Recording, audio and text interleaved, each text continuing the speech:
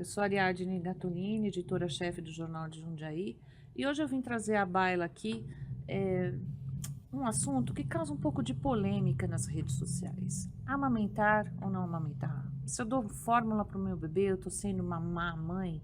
Se eu amamento, eu estou deixando a minha vida do lado só em função de um bebezinho? Como é que vai ser a saúde dessa criança que não é amamentada? Como é que eu consigo fazer esse processo, que às vezes é muito doloroso, de uma forma mais leve, mais sutil e mais acolhedora, cheia de afeto para os bebês? Então eu trouxe aqui hoje a Marcela Bionti, que ela é a coordenadora do Banco de Leite Humano aqui de Jundiaí. E a gente vai bater um papo e desmistificar esse problema. Tudo bem? Tudo Seja bem. bem-vinda. Muito obrigada. Fala pra mim, amamentar é tabu agora? Amamentar não é fácil, né? Então, por muitos anos, as pessoas tinham a ideia de que o bebê nascia, ia para o peito e mamava por Feliz da vida. instinto, né?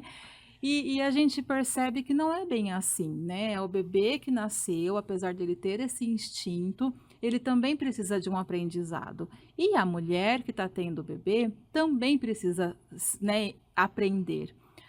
Mesmo que ela tenha outros filhos, uma gestação é diferente da outra e um bebê é diferente do outro.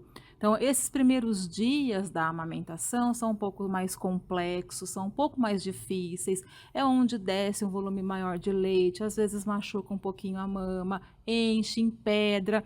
Então, é, são esses pontos que acabam desestimulando e fazendo com que o desmame aconteça se essa mulher não tiver apoio, se ela não tiver uma rede que possa ajudá-la.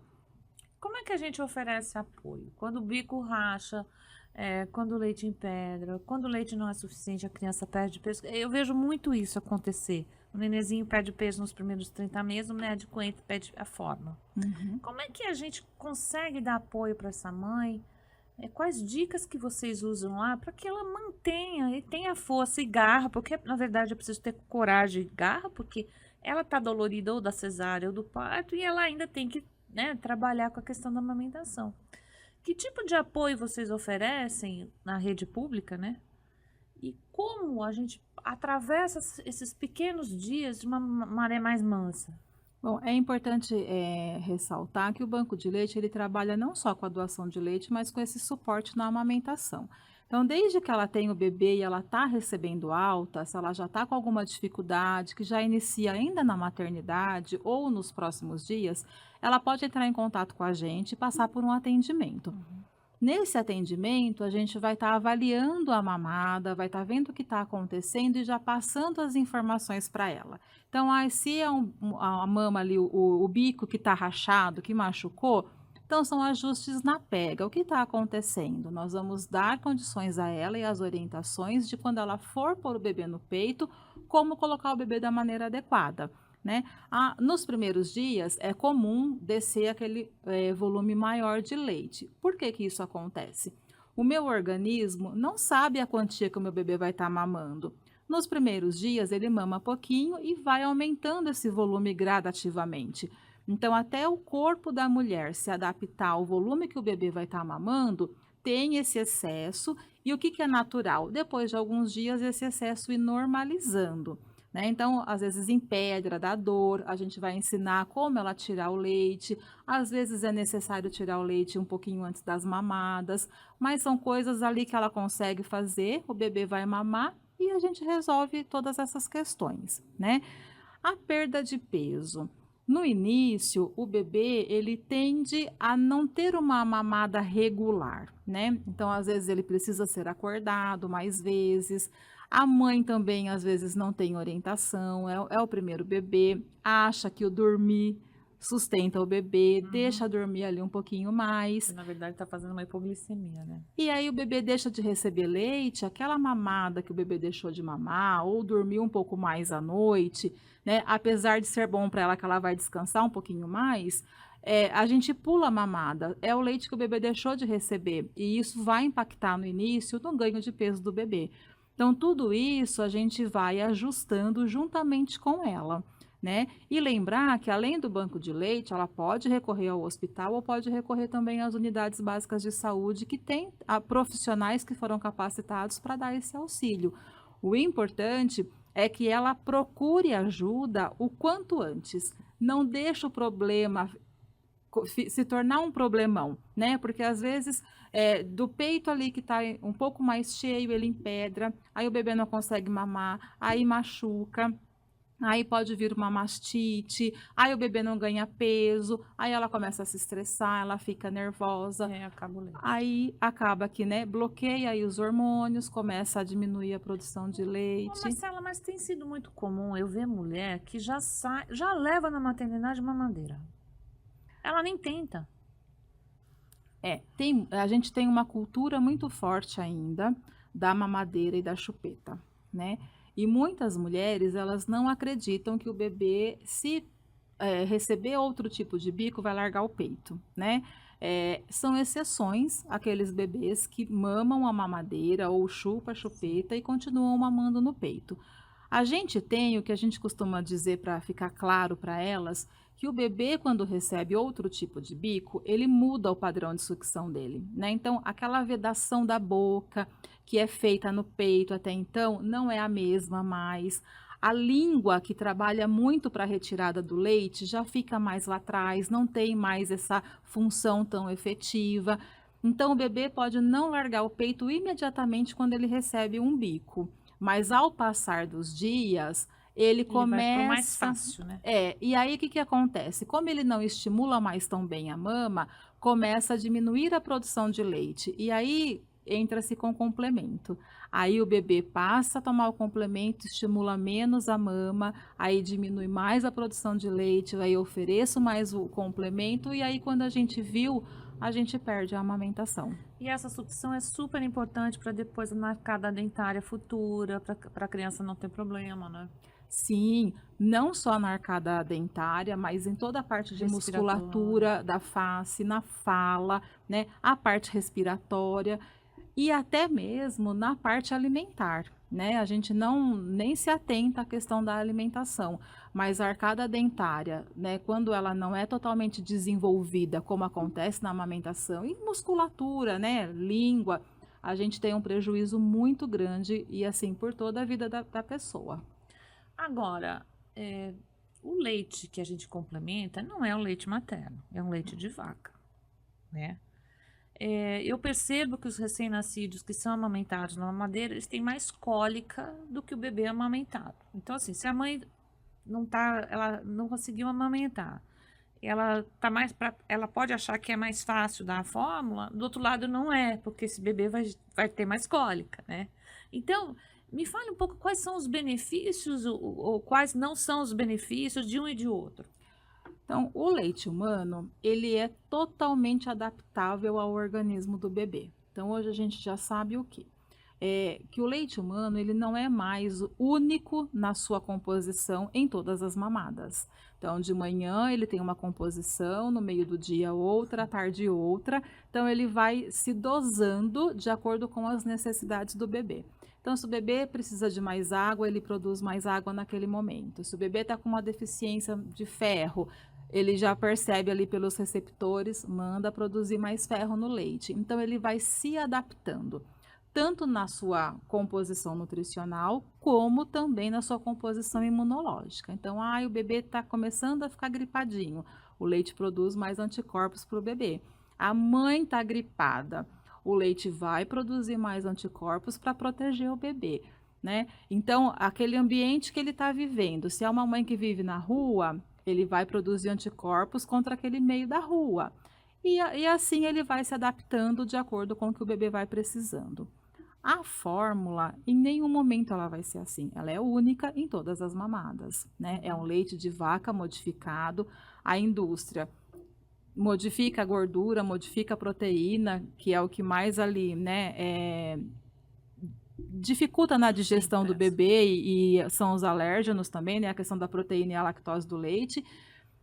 E o grande diferencial que a gente bate muito nessa tecla é a questão imunológica, né? Então, por mais que a indústria tente e por mais que ela venda que a fórmula X se assemelha ao leite humano, isso nunca vai acontecer. Porque essa modulação que o leite humano faz a cada mamada, isso nunca vai acontecer com a fórmula. E essa questão imunológica é a mais importante, né? A fórmula nunca vai conseguir imitar isso do leite humano. Não, e eu sempre brincava que amamentar era mais fácil, porque você não tinha que lavar as mamadeiras, ferver a mamadeira, ferve o bico de mamadeira, não é? É Exato. muito mais fácil você ter o alimento ali, você vai ficar 6 meses amamentando exclusivamente. Então, é uma. Eu achava mais fácil do que estar levando aquele arsenal de leite. Não. Sim. E o risco de contaminação, principalmente, porque a fórmula, ela não azeda, né, como a gente fala do leite. Então ela mantém-se ali, mesmo quando ela não está boa, ela mantém-se íntegra. Então a pessoa nunca vai saber que aquela fórmula está estragada. E aí, de formação, eu sou nutricionista. Então, às vezes eu estou andando em algum lugar, eu vejo as mamadeiras prontas nas bolsas, no bolsinho. Isso, para mim, me estremece.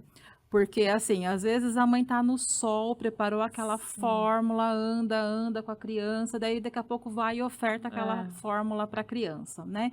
Então, tudo isso também é um prejuízo para a saúde é, da criança. sim. Agora tem a questão afetiva. Eu costumo brincar, eu tenho uma filha de 22 anos, amamentei há 2 anos. E eu me lembro até hoje com ela no meu colo, já grandona, né? Indo pra escolinha, né? Com 2 anos foi pra escolinha. E ela fazia esse movimento aqui no meu pescoço, né? Que era um carinho enquanto ela amamentava. Sim, E hoje ela tem 22 anos, ela fala: Ah, mamãe, lembra quando eu amamentava? Quando eu fazia esse carinho em você? Então, assim, é uma ligação de afeto que vai se, né, vai se repetir pro resto da vida, porque essa mãe se dedicou a essa amamentação, a essa relação com essa menina. E hoje, quando a gente conversa já falando, ó, filha, quando você tiver neném, tem que amamentar, que nem a mamãe amamentou, vamos fazer isso, vamos fazer aquilo. A gente já conversa sobre isso, porque ela sabe da importância que foi na vida dela ser amamentada. E foi uma menina que não adoeceu depois, uhum, né? Ficou protegida um tempão ali, acho que até os 14 anos nunca tinha nem gripe. Então, será que as pessoas se tocam que a mamadeira impede essa relação? Vocês falam isso, abordam isso também? sim. A gente fala muito isso para as mães, né? E, inclusive nos grupos de gestante, quando a gente está preparando essas mulheres para a amamentação. A amamentação em si, ela não é só matar a fome do bebê, né? É. Não é só, eu vou alimentar o meu filho. Vai muito além disso. Esse contato de você estar disponível para o bebê, você parar aquele momento para você curtir aquele momento, né? Esse vínculo afetivo que tem, ele é totalmente diferente do que o que é construído na mamadeira. Não que a mulher que não conseguiu amamentar por algum Não vai ter motivo vínculo, né? não tenha vínculo ou não ame o seu filho. Não é isso que a gente está querendo dizer. Mas a gente comprova isso através dos estudos, né? Que a criança que é amamentada, ela tem um vínculo maior, ela é mais carinhosa, ela é mais amorosa. E isso não tem como nenhum outro, né? Nenhum outro alimento oferecer. Até porque a mamadeira, qualquer um pode ofertar. Sim. A amamentação é o momento Amamentação. seu e do bebê, né? E isso ninguém pode tirar. Eu acho que isso é o mais lindo da amamentação, é você estar amamentando, olhando para o bebê, é você Sim, parar para aquele sim. momento, né? É você sentir aquele bebê, porque às vezes o bebê ele chora, mas ele não quer só mamar, Não, ele quer carinho. ele quer Um esse colinho quieto, contato, né? É quentinho. a segurança, é o cheiro da mãe. O bebê ele identifica a mãe pelo cheiro no início, né? Então, é isso que é o diferencial da amamentação e é o que a gente tenta passar para as mulheres, né? E para que elas vivam e sintam esse momento, porque ele é único realmente. Amamentar é um ato de amor maravilhoso, uma conexão muito grande. Agora, quando a gente volta ao trabalho, infelizmente no Brasil a gente tem só 6 meses, né? Então eu sempre brinco com as meninas que estão voltando, é muito pouco. É muito pouco. A criança teria que ser amamentada até 1 ano, no mínimo, como acontece na Europa.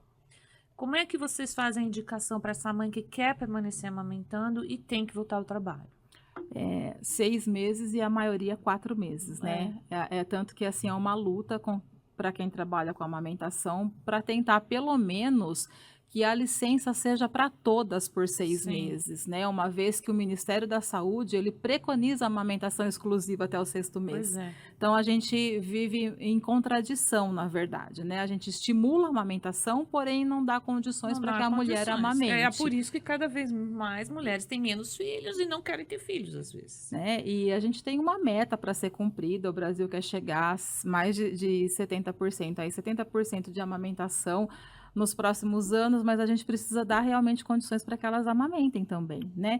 O que que a gente faz, né? A gente orienta, porque existe uma ansiedade por parte delas Não, e também, uma tristeza, né? né? Quem volta ao Exato. trabalho, eu chorei uma semana, eu acho. E assim, começa ali, o bebê chegou aos 3 meses, já começa um estresse, já começa uma ansiedade. Às vezes a gente conversa com mulheres que estão na maternidade ainda, pensando no que ela vai fazer daqui 4 meses, quando ela voltar a amamentar. Então é uma preocupação, é uma ansiedade real delas, né? O banco de leite, ele oferece esse apoio, essa ajuda.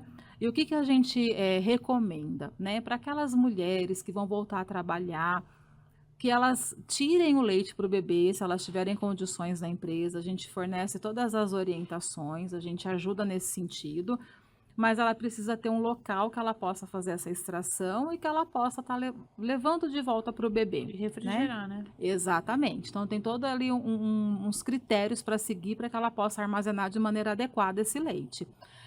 E também nós temos a pasteurização de volta ao trabalho. Então, para aquela mulher que deseja continuar amamentando seu filho, ela pode ir tirando o leite, leva no banco de leite, a gente pasteuriza, porque depois de pasteurizado, ele tem uma durabilidade de 6 meses. Olha, Então, e ela congela? congela, Olha que né? legal. Aí, o que que ela pode fazer? Ela entra em contato no banco, a gente vai conversar, orientar, e aí explicar como que é o processo, né? Ela vai tirar o leite, leva ele congelado para a gente pasteuriza e devolve para ela o leite que ela coletou. E aí vai aquecer aquele leite e dar na mamadeira pro neném.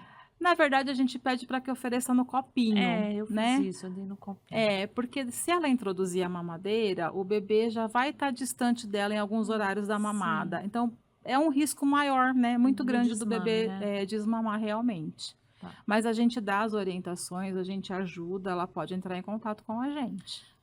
Na verdade, a gente começou esse podcast porque houve queda de doação agora em janeiro aqui no banco de leite, né? Então me fala um pouco como é que é essa doação, essas mães que produzem bastante leite, as mães que procuram, como é que é esse trabalho de vocês? Então, como funciona o banco de leite, né? Aquelas mulheres que têm aquele excesso de leite que não normaliza depois de alguns dias, né?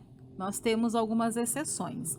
Então, essas exceções são as que podem ser doadoras de leite, né? Para que elas possam ser doadoras, elas têm que ter esse excedente, elas vão precisar tirar para evitar que o peito impedre, que dificulte a pega. Em vez de jogar fora, né? Em vez de jogar, ela armazena, a gente busca, né? Ela não pode ser fumante, porque a nicotina passa pelo leite.